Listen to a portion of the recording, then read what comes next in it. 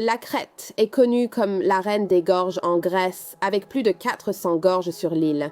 Je suis venue à la gorge d'Aradena, dans la région sud de Hania. Elle est moins connue que la célèbre gorge de Samaria, mais à mon avis, elle n'en est pas moins spectaculaire.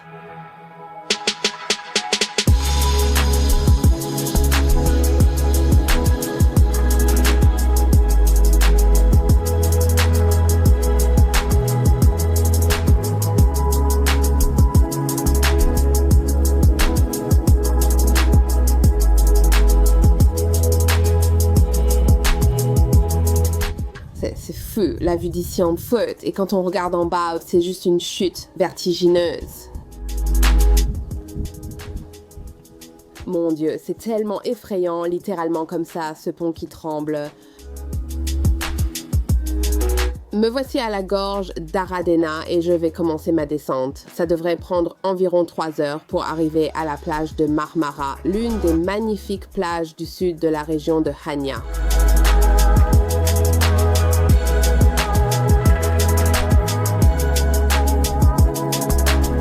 Des chats partout, 3 petits chats.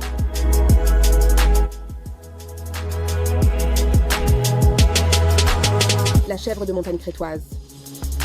Bonjour. Il y en a tellement.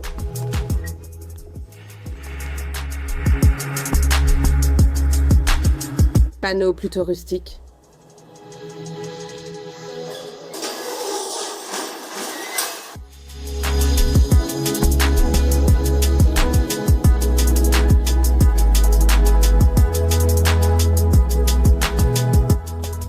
C'est très irrégulier et rocheux, peu pour les âmes sensibles. La vue depuis le sommet de la gorge est absolument magnifique et on se rend vraiment compte à quel point c'est escarpé. La première partie du trajet est relativement plate et ne nécessite aucune escalade, et les hautes falaises offrent beaucoup d'ombre, même en plein milieu de la journée. Cette couleur est incroyable, n'est-ce pas?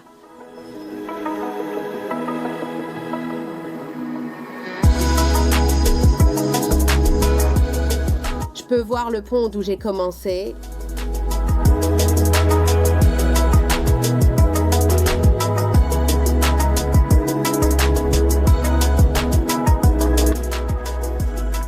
Assez glissant.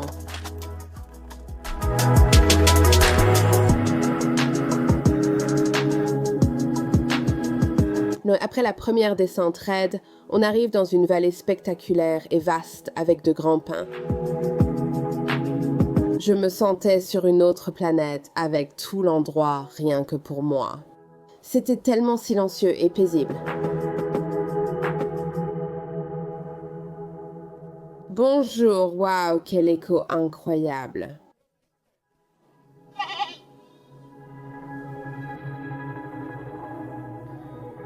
À mesure que j'avançais dans la gorge, cela devenait un peu plus dangereux.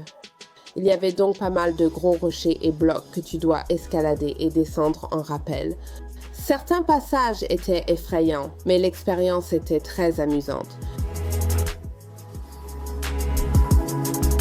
Ou j'aurais peut-être eu besoin de quelques leçons de descente en rappel. Oh mon Dieu!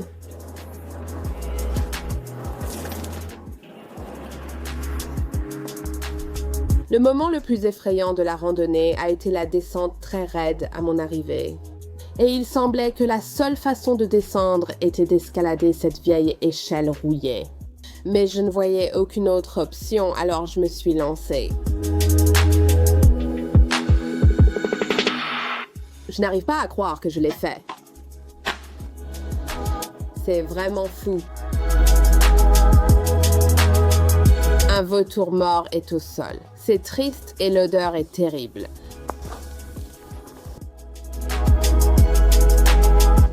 Je suis environ à mi-chemin de la randonnée. Je marche depuis environ 1h30 et je pense que j'ai dépassé les points les plus dangereux. Je veux dire, il y a vraiment eu des moments assez tendus, mais ça en vaut vraiment la peine et j'ai tellement hâte d'atteindre cette magnifique plage.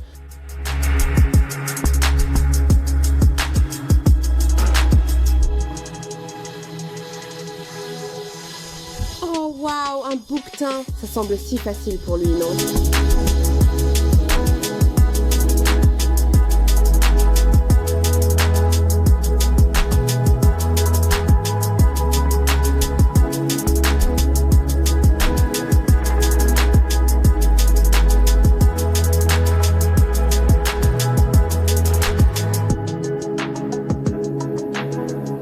Je fais juste une petite pause pour reprendre des forces avant de continuer de poursuivre mon voyage.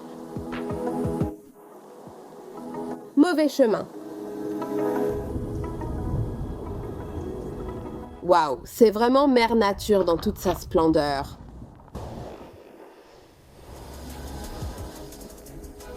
Plus je m'enfonçais dans la gorge, plus le paysage changeait et devenait beaucoup plus vert, ce qui m'a fait penser que l'océan n'était pas très loin.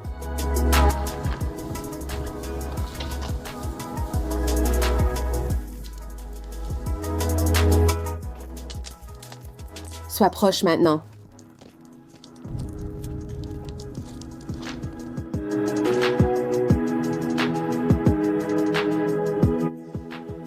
On dirait que c'est le dernier obstacle. La fin de la randonnée était sans doute la plus difficile, car il était difficile de choisir la bonne direction. Il faut descendre des rochers escarpés, mais après, on est presque à la plage. Je peux voir l'océan, il a l'air tellement bleu.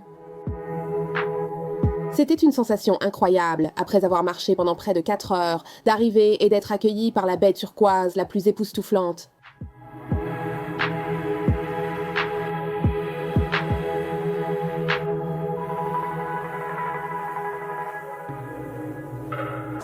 Alors je vais prendre le bateau maintenant pour aller dans une belle ville du sud appelée Lotro.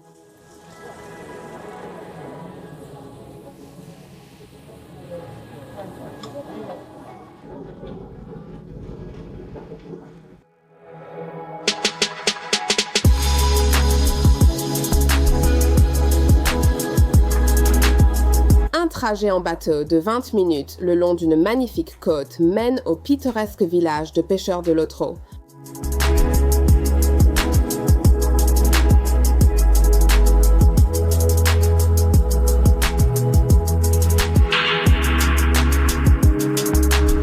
La ville de Lotro se distingue par ses magnifiques bâtiments blancs et ses montagnes verdoyantes qui surplombent une superbe baie vert émeraude.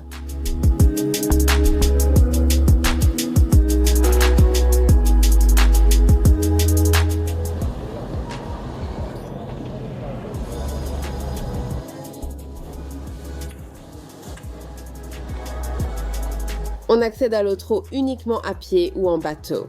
C'est vraiment paisible et tranquille, sans trop de touristes. C'est l'endroit idéal pour se détendre.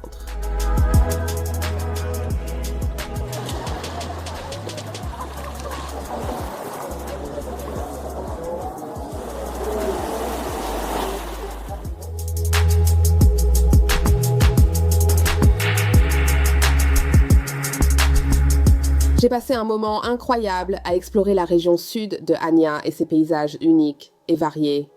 Je suis triste de partir, mais impatiente pour la prochaine étape à Achios Nikolaos, à l'est de l'île.